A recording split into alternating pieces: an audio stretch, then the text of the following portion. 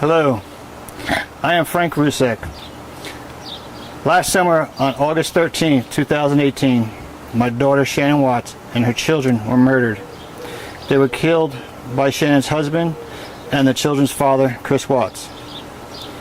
I can't possibly describe how painful the last 11 months have been for myself, my wife, and my son Frankie Jr. And for everyone else who cared so much about Shanann and her children. Just dealing with this type of tragedy is more than a family should bear. But I am making a statement today because for the past 11 months, piled on top of pain and the grieving of this devastating loss, our family has been subject to horribly. If you believe every victim deserves to be remembered and every truth deserves to be told, subscribe to The Crime Narrator. These stories live on because you're here to hear them. The year is 2025, and for many people, the Watts case feels like something locked in the past, filed away under court documents, prison walls, and endless online debates. But for Shanann Watts' family, time has not softened anything. It has only made the silence heavier. For years, Shanann's father chose not to speak publicly in long form, not because he had nothing to say, but because grief has a way of stealing language. Some pain doesn't need a microphone. Some loss doesn't benefit from repeating itself to a world that moves on far too quickly. Every morning still begins the same way for a parent who has lost a child. There is that brief moment, just seconds, where reality hasn't fully returned yet. And then it hits. Shanann is gone. Bella and Celeste are gone. Nico is gone. No passage of time has rewritten that truth. No court ruling has filled the empty spaces they left behind. And while the public dissected interviews, speculated motives, and argued online, Shanann's father carried his grief quietly, watching narratives form without him. What changed in 2025 wasn't anger. It wasn't revenge. It was something far more dangerous to ignore: distortion. Over the years, Chris Watts has been discussed, analyzed, interviewed, and in some corners of the internet, even humanized in ways that left Shanann's family stunned. Sympathy crept into conversations where accountability should have remained unshakable. Questions about prison sentences, rehabilitation, and even forgiveness began to surface more frequently, often without consideration for the people who live with the consequences every single day. For Shanann's father, that was the breaking point. Not because he wanted attention, but because silence had begun to feel like consent. And he could not allow the story of his daughter's life, and her death, to be reshaped by anyone else. As he finally spoke, his voice carried the weight of years spent listening instead of responding. He didn't raise it. He didn't dramatize it. He spoke as a father who knows exactly what was stolen from him. He spoke about Shanann and not as a headline, but as a daughter vibrant, determined, imperfect, and deeply loved. He spoke about grandchildren whose laughter should have grown louder with time, not frozen in memory. And as you listen to stories like this, stories that refuse to let victims fade into the background, it's worth pausing for a moment. If these voices matter to you, if you believe the focus should remain on truth and accountability, you can support that simply by liking this video and subscribing to the channel. Not for numbers, but so stories like this continue to be told the right way. Shanann's father made one thing clear from the start. This is not about reopening wounds for spectacle. It is about closing doors that should never be reopened. He watched as Chris Watts' name continued to circulate, often detached from the reality of what he did. And he understood something that many outside the tragedy do not. Some crimes are so complete in their destruction that they permanently redefine justice. Prison, in his view, is not a place of reflection for Chris Watts. It is a necessary boundary between a man who annihilated his family and a world that sometimes forgets the cost of curiosity. Every discussion about Chris Watts' future feels, to him, like a discussion about erasing his daughter's past. And that is something he will never accept. As the years passed, Shanann's father learned that grief doesn't fade. It evolves. It becomes sharper when misinformation spreads. He has seen strangers debate his daughter's life as if it were a puzzle, rather than a human story that ended violently. And now, in 2025, he is no longer willing to let that happen without response. This chapter of the story isn't loud. It doesn't rely on shock. It relies on resolve. A father stepping forward not to relive the crime, but to draw a line beneath it. To say that some actions remove a person from the privilege of public reconsideration forever. And as the story continues, remember to share it if you believe victim-centered narratives deserve to travel further than speculation. Because what Shanann's father is saying now isn't just about the past. It's about protecting the truth from being rewritten in the future. By the time Shanann's father began speaking more openly, he had already spent years listening to the world talk around him. He heard Chris Watts described in ways that felt unfamiliar, softened by distance and reframed by curiosity. Words like remorse, regret, and rehabilitation appeared more often, sometimes spoken with a confidence that stunned him. From the outside, these conversations might have sounded philosophical or even compassionate. From where he stood, they felt like a slow erosion of reality. He was careful with his words. There was no shouting, no dramatic pauses meant to stir outrage. What came through instead was something steadier and far more difficult to dismiss. A calm insistence that accountability is not cruelty. He explained that prison, in this case, is not about punishment alone. It is about permanence. About acknowledging that some acts sever a person's relationship with society forever.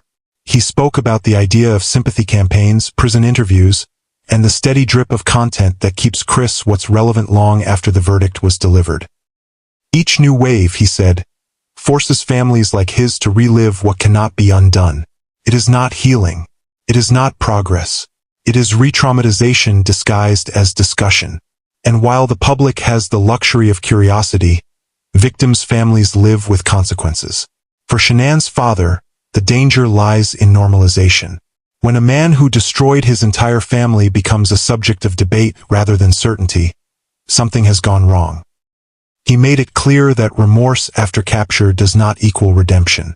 Tears behind bars do not outweigh deliberate choices made in freedom. Justice, in its truest form, must reflect the magnitude of what was taken. As you listen to this perspective, one shaped not by theory but by loss, it's worth helping it reach beyond this moment. If you believe stories like this deserve to be centered on victims rather than perpetrators, consider sharing this video and subscribing to the channel. It helps ensure that facts and lived experience travel further than speculation ever could. He also addressed the online environment directly, though without naming names. He acknowledged that many people discussing the case were not acting out of malice, but fascination. Still, fascination does not excuse harm. Every theory that shifts blame, every attempt to reframe responsibility, lands somewhere. And more often than not, it lands on the families who never asked to become part of a public narrative. What stood out most was his refusal to engage in hatred. He did not call for suffering. He did not wish harm. Instead, he articulated a boundary clear, unwavering, and rooted in reality. Chris Watts, in his view, forfeited the right to public empathy when he chose annihilation over accountability. Prison is where that choice must remain contained. He spoke about how easy it is, over time, for people to forget the scale of the loss, to reduce the story to a single name, a single face, a single perpetrator. But there were 4 lives erased, for futures that will never unfold. And no amount of reflection, religion, or self-improvement behind bars can balance that equation. At one point he paused, not for effect but because some truths carry weight. He said that keeping Chris Watts in prison forever is not about vengeance. It is about preventing history from being rewritten. It is about making sure the focus never drifts away from those who can no longer speak for themselves. If this perspective resonates with you, taking a moment to like this video helps amplify voices that often go unheard. It tells the algorithm and, more importantly, the community that victim-centered storytelling matters. As he finished, there was no sense of closure, only clarity. He understands that time will continue to pass, that conversations will continue to evolve, and that curiosity will never fully disappear. But he also knows this: justice does not bend to trends. and some doors, once closed by irreversible violence, must remain closed. This chapter of his story is not an argument. It is a declaration. A father standing firm against the slow drift of forgetting, insisting that accountability must be as permanent as the loss itself. And as the story moves forward, his message becomes impossible to ignore. Some crimes do not deserve reconsideration. They deserve remembrance, truth, and an unmovable line drawn in time. By 2025, Shanann's father had come to understand something that only time and loss can teach. You don't outgrow grief, you learn how to carry it. And the longer he carried it, the clearer his conviction became. This was never about whether Chris Watts felt sorry. It was never about whether he found faith, reflection, or regret behind concrete walls. Those conversations, he believed, missed the point entirely. Some actions don't invite rehabilitation into the discussion. They end it. He spoke about justice not as a concept, but as a responsibility to the dead. Shanann, Bella, Celeste, and Nico do not get second chances. They do not get parole hearings, interviews, or opportunities to explain themselves. Their lives were taken without negotiation, without mercy, and without return. In that reality, the idea of Chris Watts ever re-entering public life, even in conversation, felt like a distortion of balance. Time, he said, does not soften certain truths. It sharpens them. With each passing year, the absence becomes more defined. Birthdays pass without candles. Milestones arrive with no one to celebrate them. And in those moments, the permanence of what was done becomes impossible to ignore.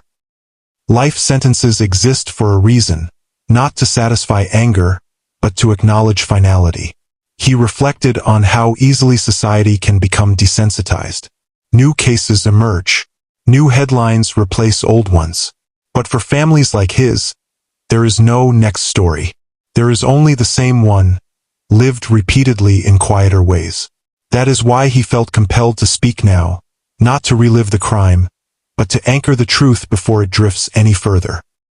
As this story reaches you, and if you believe that remembering victims matters more than re-examining perpetrators, take a moment to like this video and share it with others.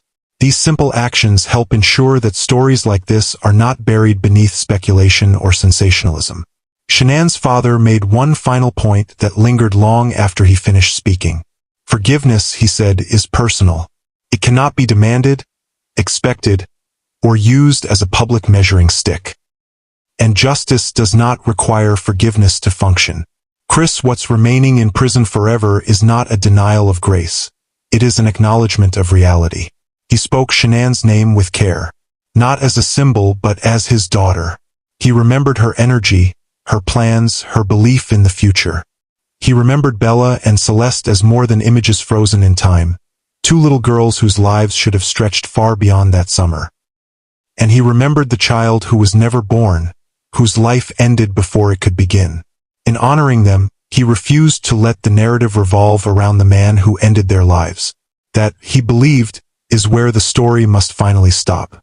Not with Chris Watts' thoughts, feelings, or imagined growth, but with the undeniable truth of what he did and what was lost. If you've stayed through this story, consider subscribing to the channel. It helps keep the focus where it belongs. On victims, on accountability, and on truth that does not shift with time. As the final word settled, there was no call for outrage, no demand for attention, only a quiet, unwavering conclusion. Chris Watts must remain in prison forever. Not because the world needs someone to hate, but because justice must sometimes be immovable to mean anything at all. And in that stillness, Shanann's father leaves us with something more powerful than anger: remembrance. A reminder that some lines, once crossed, cannot be uncrossed. Some doors, once sealed by violence, must never be opened again.